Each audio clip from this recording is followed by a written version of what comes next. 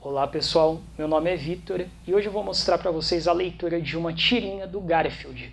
O Garfield, que é um gato muito conhecido, talvez seja a tirinha mais famosa em todo o mundo, muito explorada nos vestibulares nos últimos anos e nos livros didáticos. Vou mostrar para vocês essa tirinha com o intuito de mostrar para vocês brevemente a personalidade do Garfield e o modo como o humor vai sendo construído quadrinho a quadrinho.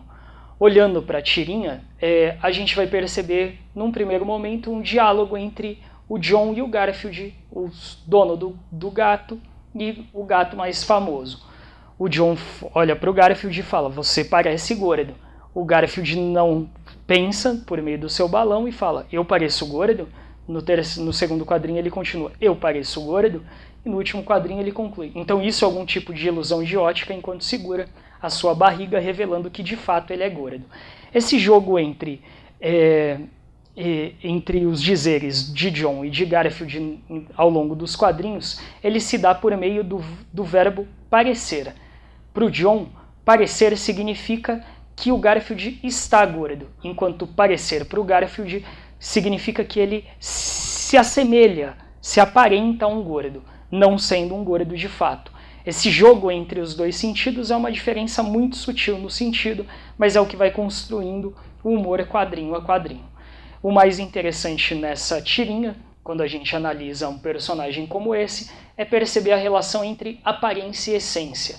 Garfield, assim como grande parte das tirinhas que vocês vão analisar durante a sua vida, ou que vão ler para se divertir, para rir no cotidiano, são frutos da década de 70 e visam sempre fazer uma crítica, não apenas narrar um determinado episódio, uma determinada cena.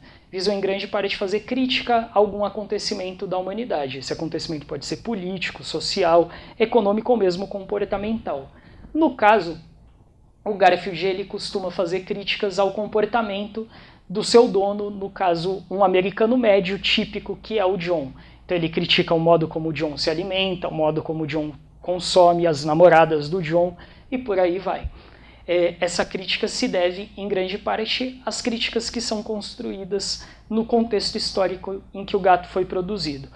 É muito legal de você perceber também que no jogo entre aparência e essência, embora o Garfield tenha a aparência de um gato, ele não é só um gato. Ele também é uma parte da personalidade do John, como se fosse um alter ego ou uma parte da sua parte psicológica.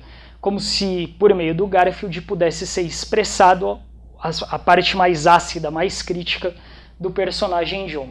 É também interessante perceber como o gato é usado para mostrar a relação atual, muito presente na nossa sociedade, em que os animais de estimação são colocados no mesmo patamar dos seres humanos. E aí os donos muitas vezes passam horas conversando com seus animais de estimação, que são, na verdade, seus únicos amigos, fruto de um certo isolamento social que acontece nas grandes cidades do mundo contemporâneo.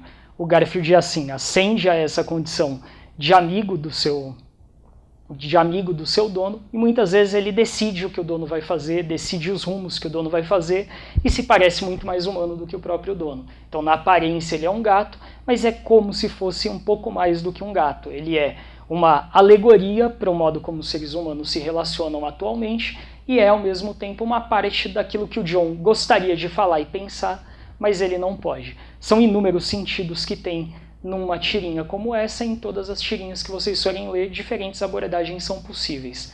Essa é uma dessas abordagens e acredito que seja um percurso de leitura importante a ser feito. Por hoje é só e até a próxima.